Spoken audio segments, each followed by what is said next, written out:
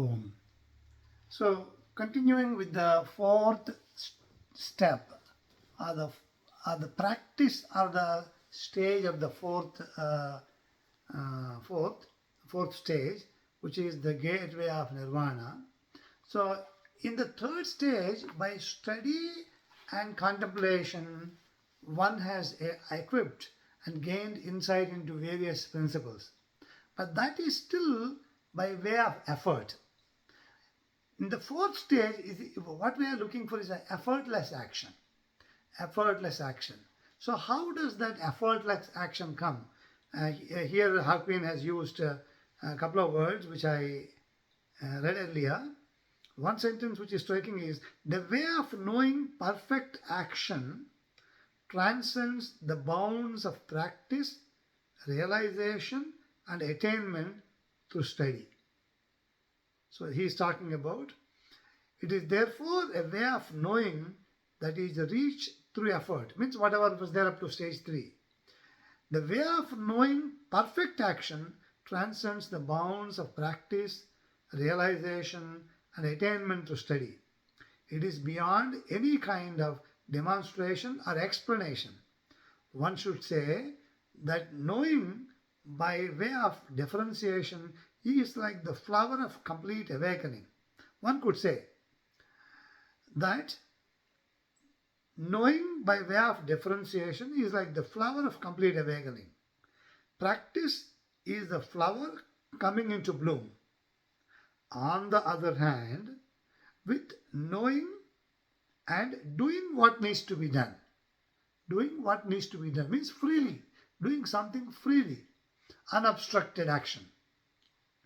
The flower of full awakening and practice drops away and the fruit ripens. So it is the fruition of all the 3 steps is effortless action.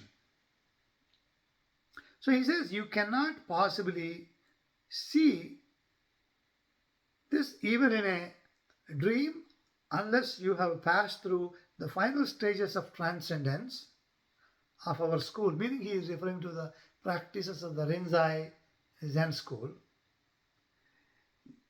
This is where it is, that is why it is said that at the last word, as the last word. That is why it is said at the last word, you finally come to the impenetrable barrier. Impenetrable barrier. So the fourth stage of attaining effortless action is almost like an impenetrable barrier.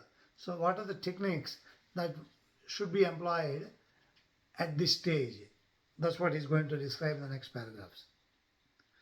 The way to point out the direction is not in verbal explanations. So now no more it is the domain of the verbal explanations. If you want to reach this realm, just refine your subtle, discerning knowing through the differentiating and difficult to pass through koans. So a koan is a riddle.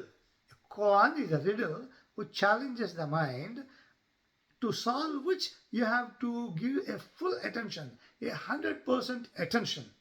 Similar to the way we had to give a full intense attention to know who is the host of seeing, who is the host of hearing. So that has brought us to awakening.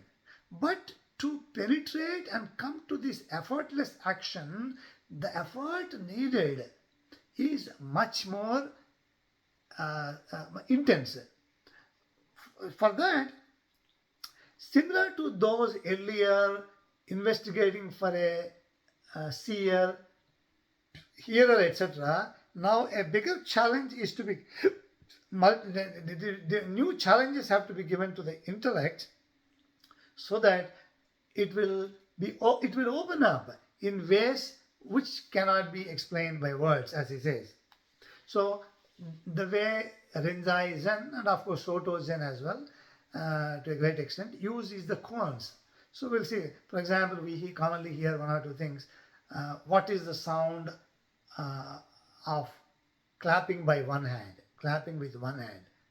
So if somebody has to try to recognize what is the sound of clapping with one hand. Now, one has to investigate on this. So how much of intense effort has to be done intellectually, mentally, not verbally? That a complete focus. So in that way, when it is focused, then it breaks the barriers. That's what he says.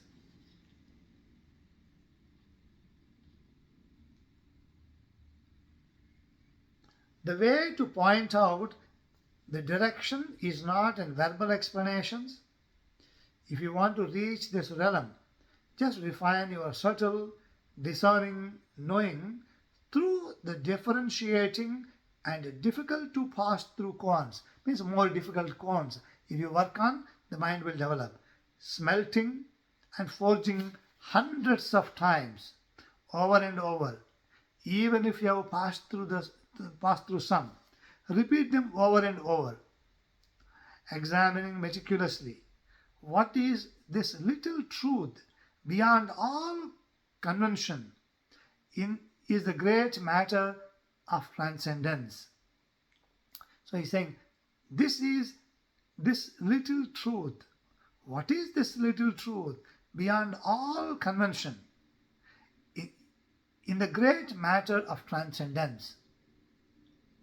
If you do not regress in your examination of the sayings of the ancients, someday you may come to know this bit of wonder. This bit of wonder. Even so, if you do not seek an awakened master, very interesting suggestions here. Even so, basically he is suggesting that one should practice the impenetrable koans which are practiced in the Rinzai-zen if you want to break through that final barrier of nirvana. Even so, if you do not seek an awakened master and personally enter his forge, you enter his forge, you cannot plumb the profound subtleties. The only worry is that real teachers of Zen are extremely few and hard to find. But if someone exerts his energy to the utmost in this and penetrates through clearly, he attains freedom in all ways, transcends the realms of Buddhas and devils, resolves sticking points, removes bonds, pulls out nails and pegs, and leads people to the realm of purity and ease. This is called the knowing required to accomplish works. Knowing required to accomplish works. It is associated with the northerly direction and is called the gate of nirvana. It is like when the sun reaches the northern quarter, when it is midnight and the whole world is in dark. Reaching the sphere of this knowing is not within understanding or comprehension.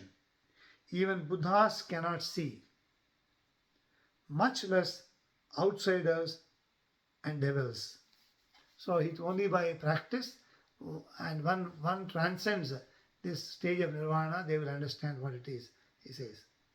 And he has very firmly advised that one should work with the masters who have transcended and seek their guidance, because otherwise it becomes an impossible task.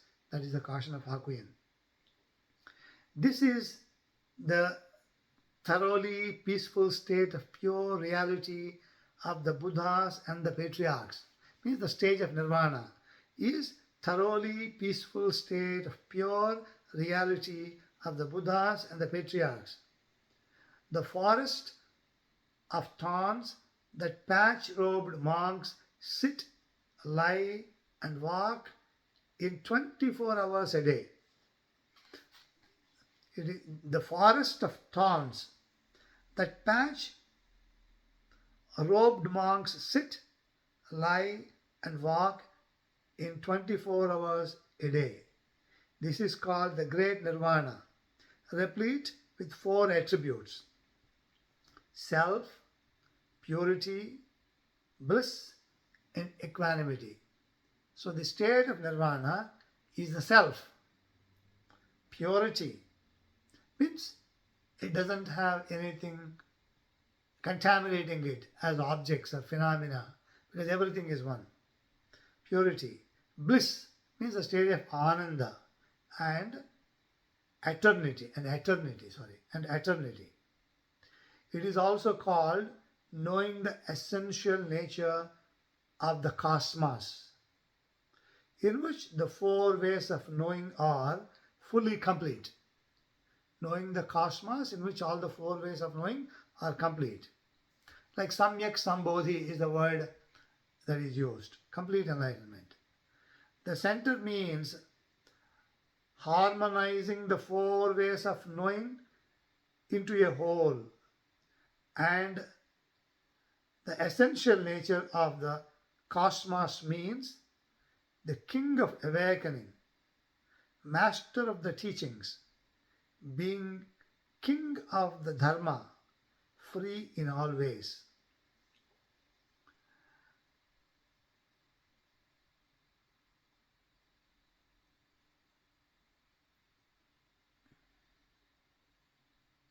So it says, it is also called knowing the essential nature of the cosmos, in which the 4 ways of knowing are fully complete.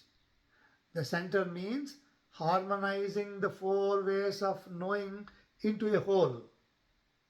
And the essential nature of the cosmos means the king of awakening, master of the teachings, being king of the dharma, free in all ways. I hope that you, Buddhists of great faith, will arouse great trust and commitment and develop the great practice for the realization of those 4 ways of knowing and true awakening. Do not forego the great matter of countless ages just because of pride in your present view. Many people take strong position in their own views and get stuck with it.